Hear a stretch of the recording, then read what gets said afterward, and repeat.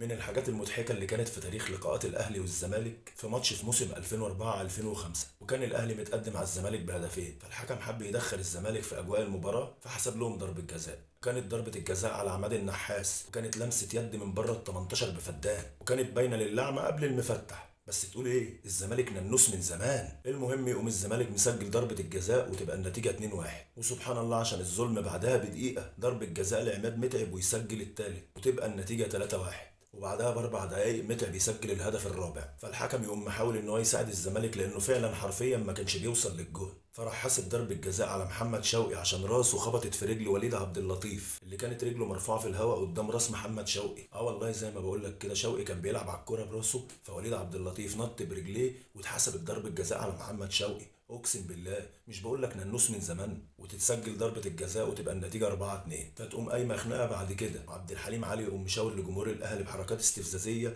ويقول لهم انتوا دافعين فلوس. يعني اذا مش جديدة على لعيبة الزمالك الحركات اللي بيعملوها كل ما يخسروا ان هم يقعدوا يعيطوا. اهلاوي انا والفخر ليا، وافضل اشجع النادي الاهلي لاخر نفس فيا. السلام عليكم.